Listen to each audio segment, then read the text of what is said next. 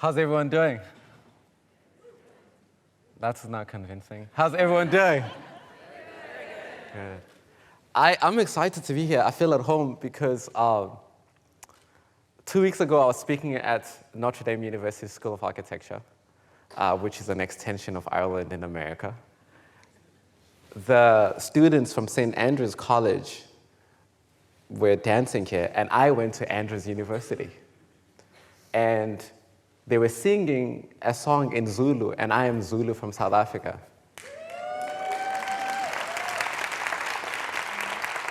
So I just want to start by saying I've never felt more at home. So I'm happy to be in Ireland. And I think the shared history between South Africa and Ireland, even though we clash in the Rugby World Cup, but outside of that, we are a united people working towards inclusion. I am excited to be here today. We're talking about this idea from classroom heroes to anti-racist champions. How do we shape an inclusive future for our students? I want to start by asking a very simple question, and that is, can you recall your favorite teacher from primary school or middle school or high school? Just show by raising your hand. Okay. Everyone can recall their favorite teacher. Okay. Now, can you recall a teacher who said or did something mean to you from primary school, middle school? Everyone is raising their hands. Now, do you remember what they said? Show by raising your hands? Okay. Okay. Now, even more importantly, how many of some of those stories and those sayings or deeds from the mean teacher have come up during your therapy? Show by raising your hands. Right?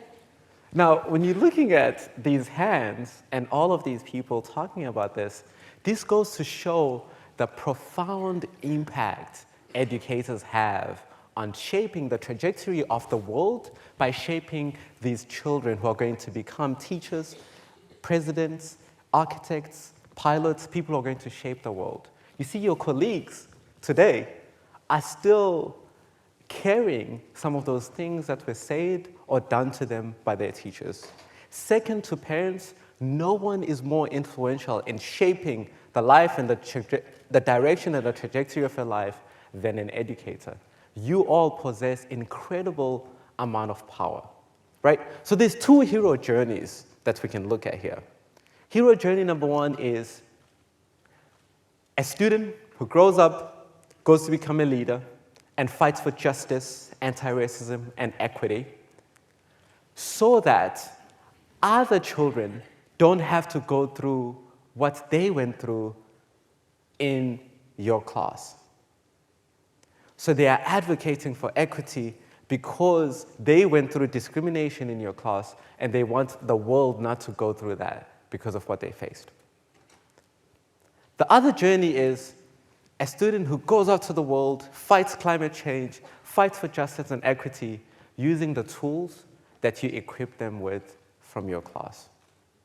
I guess the question I'm asking you today is, what type of educator do you want to be? What type of teacher do you want to be out of these two? My claim to fame in the world is that I was born 3 months before Nelson Mandela became president, which means I had to be born for him to become president. So you're all welcome. He was waiting for me. So I was born 3 months before Nelson Mandela became president. I went to high school under Robert Mugabe, and then I went to college under Barack Obama in America. What do these three gentlemen have in common? Anyone? Show us. These three gentlemen are all the first black presidents of their countries. So my life was shaped by doing my schooling in these three countries and shaped by the trajectory of all of their leadership. When I grew up in South Africa just post-apartheid, and we were still struggling and facing a lot of these remnants and relics from apartheid.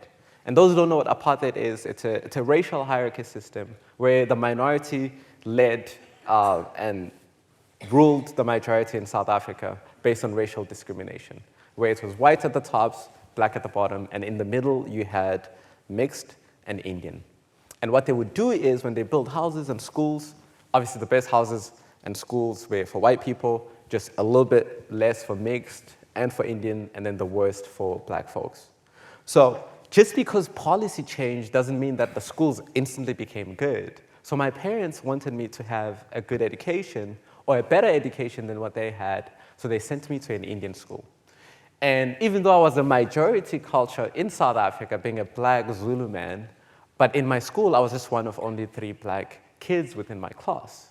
And I remember this vividly as if it were yesterday, when I would make a mistake, or any one of the other 2 black kids would make a mistake. Our Indian teacher would look at us with disgust and say, "You'll never amount to anything. You're going to end up selling tomatoes in the streets. You might as well not come to my class and get a head start and start working towards that." And because of those discouraging words and belittling words, me and my 2 other black friends decided to make the class ungovernable. So we lived up, we were like, "Oh, so this is how you see us, this is what you think of us.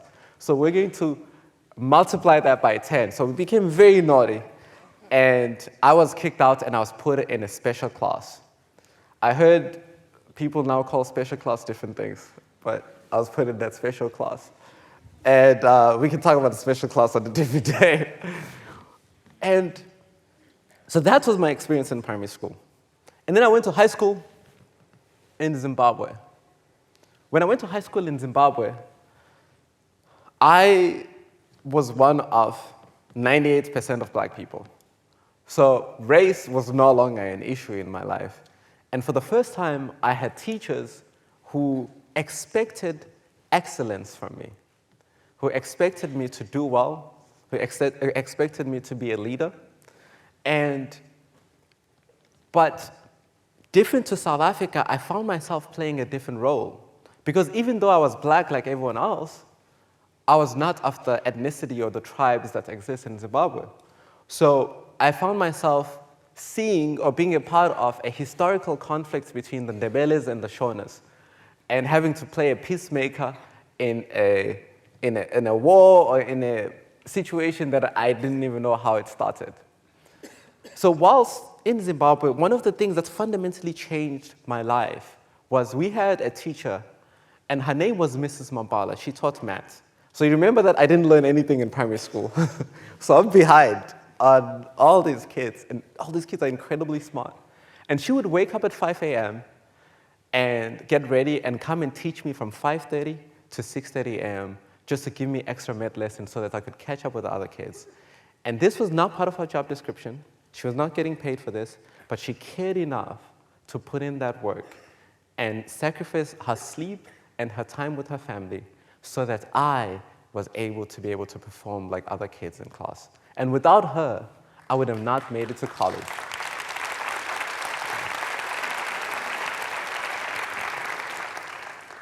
She deserves a million rounds of applause. So thank you. Without her, I would have not made it to college in America. And without her, I wouldn't be standing in front of you today. She changed the trajectory of my life by the impact that she had and putting in those extra hours to help me learn. And then I went to Michigan, Andrews University in Michigan. I know there's a St. Andrews here, shout out. But I went to a slightly different Andrews in Michigan. So when I get to Michigan, I remember walking in and I was like, man, I've never seen so many white people in my life. It's kind of looked like this room, you know?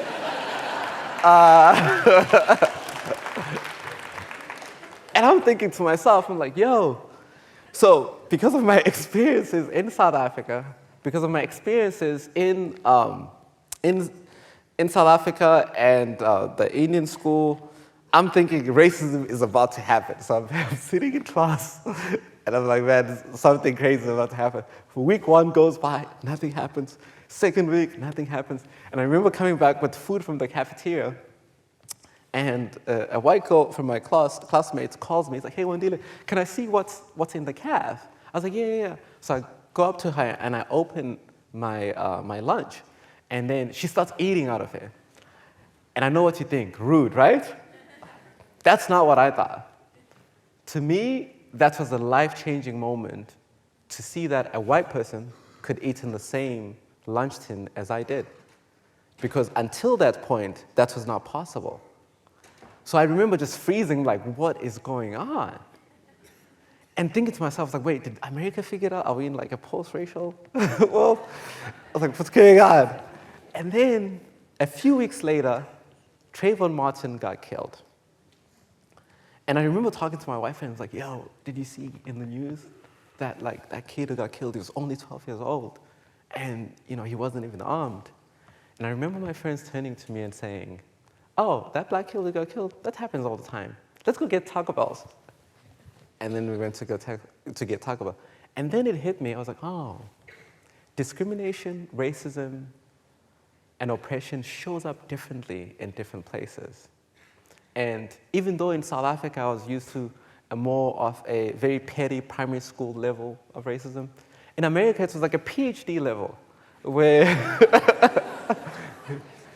where it's legal for the cop to stop you to check if you have your license and registration. But if you're black, you may die, right? So it's systemic, it's built in. It's like Amazon Prime. You have to it comes, you figure it out 2 days later, it's like, oh, that may have been racism. So that's what my experience was in college. But what changed my life in college was, as I studied architecture, I realized that a lot of the architecture I was being taught was to design grand spaces like this, which was not relevant to my context, having grown up in a shanty town and in a township in South Africa. So I started pushing back and asking my school, what about the other 99% of the world that does not afford architects? What about them? How can we design dignified, affordable housing for them? So older white male professors started pushing back, like, no, that's not quite architecture. Go to Habitat for Humanity.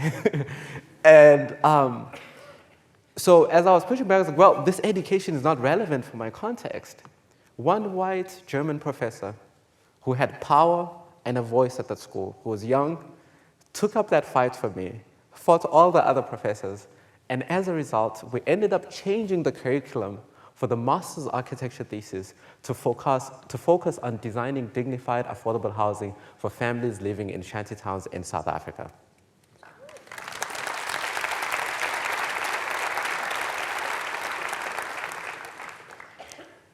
And that would have not happened without his advocacy. So I ended up having to be a professor and a student as we went to South Africa to design and build these homes. So a white male professor standing up for a black student from South Africa.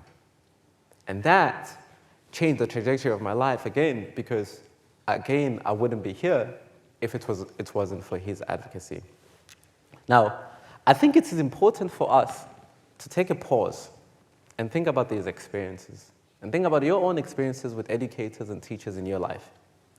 None of these educators that taught me saw themselves as biased or racist or discriminatory. Even today, if I were to call them, they will tell you exactly the same thing. But clearly, each one of them had a very different impact in my life that I still carry till today, and that's why I'm here standing. And which goes back to this idea, like, what type of influence do you want to have? What type of teacher do you want to be? And this idea of perception of yourself versus the reality of what kids, your colleagues, and people experience about how you treat them. But also, more importantly, no matter the type of teacher you are today, what type of teacher do you want to be tomorrow? And I'll start it with my story, because when we talk about race, people get scared and they don't know what to say or how to approach it. But we've all faced discrimination, but also we've all been raised with some level of bias in our lives. And I want to start by saying that to be biased is to be human. To challenge your biases is to be a good person. Which one do you want to be? So going to Zimbabwe, I'm 14 years old, in 2008. In 2007, South Africa was one of the first countries in the world to legalize gay marriage. So I'm coming from a very different context that's more liberal and open. And then I go to Zimbabwe, where I'm 14 years old, and I'm taught that not only is being gay or being part of the LGBTQ plus community sinful, it's also illegal. It's a crime, right? So you can imagine 14-year-old boys, this is the mandate that if you are by any chance suspected of being a member of this community, you're going to get kicked out of school and you may even go up to jail.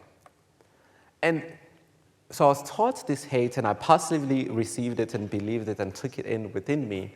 But when I look back at how silly some of those things were, it's crazy because how we measured whether or not someone was potentially a member of the LGBTQ community, it was as simple, silly things as hygiene. So how many of you took a shower this morning? We would suspect that you're gay. It's like that one is too clean. That one is too clean. Maybe that's why my beard is still scruffy. I don't want to go to prison. Or if you had a clean blazer, every day, and there would be private mockery of those kids that they were just simply clean and being suspected of being a member of the community. Even though I wasn't the one leading those conversations or those mockeries, but I say nothing. So I was an active participant in creating a very hostile environment that's treated folks within the LGBTQ plus community as less than or second-class citizens within my high school career.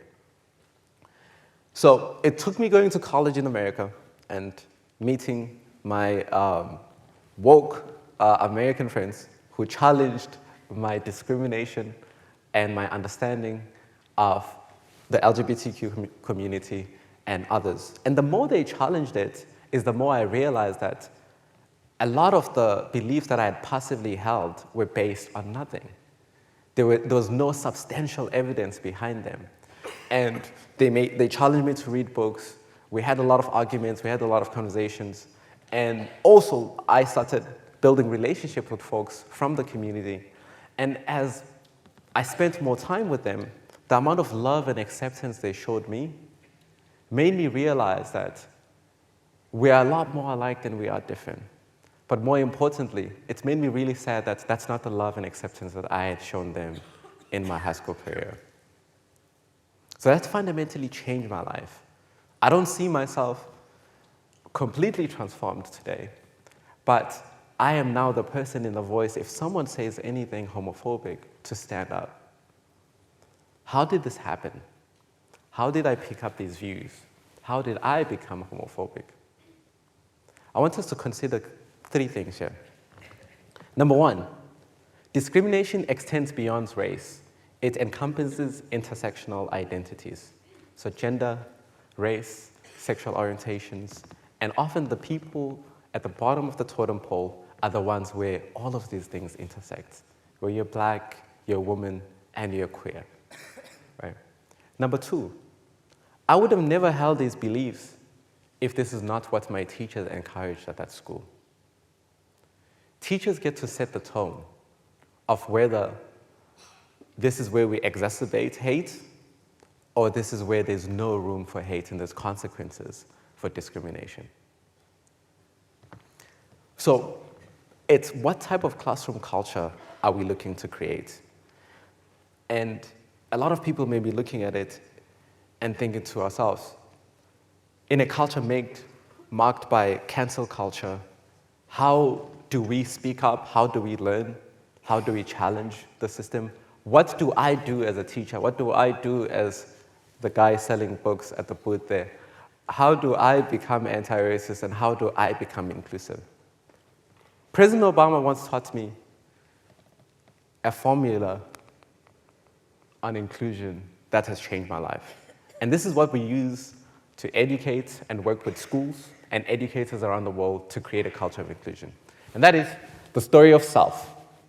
It all begins with the narrative, the story of self.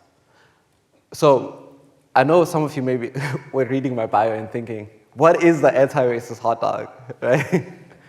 So the anti-racist hot dog is born out of the concept that, okay, actually maybe ask this, do you all have your favorite meals? How many of your meals come from your home culture? Your favorite meal is directly like Irish or English or, raise your hands. Okay, cool. How many of you, your favorite meals is from other cultures, Chinese, Thai, right? Majority of the hands. Now question, when you eat that Thai food, does it make you less Irish? Less English? Less Zulu? So we eat food from other cultures to enhance our palate, right? So why is it that when we have to hire diversely within our leadership, when we have to hire teachers that reflect the demographics of the school, we feel like it takes away from who we are? We feel threatened. Why is it that when we have to do diversity, equity, and inclusion training, we just want to teach? And we feel like that takes away from us. So like food, other people's perspectives and experiences only serve to enhance our own. For the most part, we're all born into homogeneous communities where we're taught certain things about other communities, and we carry that for the rest of our lives. And they impact how we teach our children, but also they impact how we show up in our class. So when we come and do these experiences on the story of self, we host what we call an anti-racist hot dog party, where it's hot dogs, anti-racist hot dog conversational cards that I'll show you just now. Because we realize that people are scared to have conversations on race. So we've created a card game that helps you build this within your staff room and within your school culture and within your classroom, a question for each week. So we start having this conversation in this non-threatening environment and looking at what's your story of self, what's your relationship with race, what's your history with it, and what's your responsibility. The story of us. This is a very fascinating story because whenever we think about the story of us, we want to remove ourselves from any negative story. So we see the Irish gymnastic situation where the lady gives medals, participation medals to everyone, and then skips the black kid and continues, and then comes back, skips the black kid again amongst all white kids. And then we would look at that as like, oh, there's two perspectives. One, we say, that lady is racist, she doesn't represent us, that was awful. The other perspective is like, oh, that was an honest mistake. She didn't see it. But I'd like to introduce a third perspective. None of our opinions matter. None of how we perceive that situation matter. What matters is how that young black girl who got skipped in that line carries that for the rest of her life. So your perception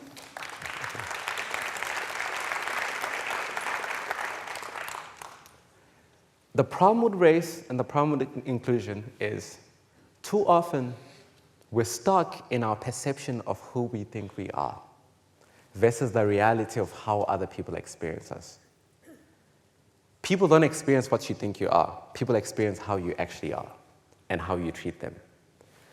And again, going back to that analogy, to be human is to be biased. To challenge your biases is to be a good person. I see a lot of people saying, I don't have a racist bone in my body. We spend more time telling people that we're not racist than in actually challenging our biases and just not being racist. That's a lot easier than telling people how not racist we are. But that takes a little bit of work, and that's why we don't want to do that. So when we look at that story, we don't see ourselves in that story. It's like, oh, that lady is awful. But no, you know what? That lady is not awful. If I call that lady and when you read the article, she said it was an honest mistake, but she sees how impactful it is, and it will never happen again. But that lady is all of us. We have created a society where a lady will walk across all white kids and not see the most visible kid who's the different one in that row. And that's on us. So here, we work with all of us and talk about the collective role that we all play in creating an inclusive workplace culture, in creating an inclusive skill, and we equip you with the tools to do that. The story of others, the education we're teaching, what impact it's having to the marginalized communities, what impact it's having to the world. I was talking to the director of the IB the other day, and I said, I can tell you everything about Ottoman von Bismarck, I can tell you everything about Churchill, World War I, World War II, but I can't tell you a lot about Shaka Zulu. And I'm Zulu from Durban, but there wasn't a lot of Shaka Zulu in my textbook, in my history. What curriculum are we teaching? Who are we teaching the students about? Is it diverse perspective or very Eurocentric Western perspective? But more importantly, in order for us to create these inclusive stories, we need to understand where we stand right now within our own story. So we've worked with Harvard and Columbia social psychologists to study workplace culture and to study school culture so that we can be able to assess what are the challenges, what are the opportunities, and give you a digital solution on how to change that. So everyone take a moment and scan that QR code.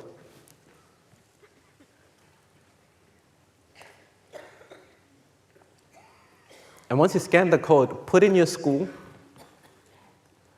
If it's not there, it can pop up, you can add it, and answer that quick survey. We need to be able to analyze and assess where we are today in order for us to be able to shape a better future. And this platform helps us all create a tool for us to constantly measure culture and how we are experienced and how our experiences are within that school culture in order for us to then be able to transform and create an inclusive culture.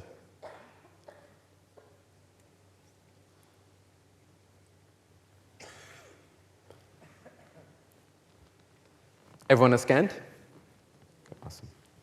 As we draw towards the closing remarks, Obama says, we are the ones we've been waiting for.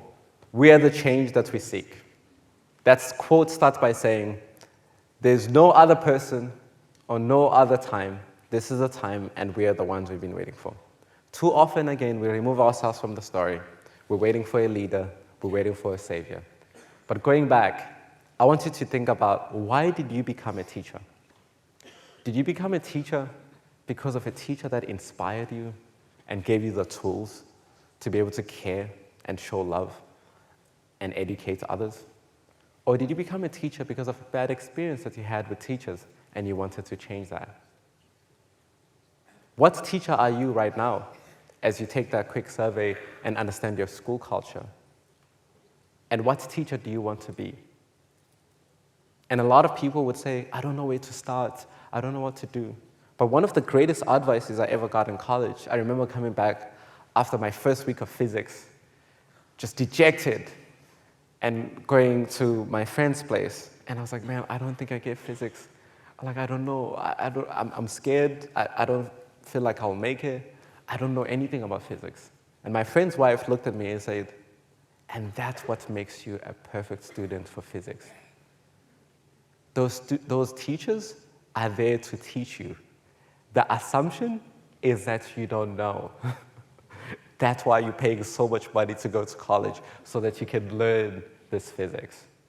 So the assumption is that maybe you don't know about diversity, equity, and inclusion. Maybe you are scared, like I was. Maybe you don't know where to start, but that's the perfect place to be, because that's why you're here today. And that's why you want to be able to be intentional about that education and be able to create an environment that's going to shape the next President Obamas, the next Nelson Mandelas, and the next Mother Teresa's. What type of teacher do you want to be? As I close, this is my contact information. If you'd like us to engage further, if you'd like us to come over and help you build a culture of inclusion, please connect with us. Thank you very much.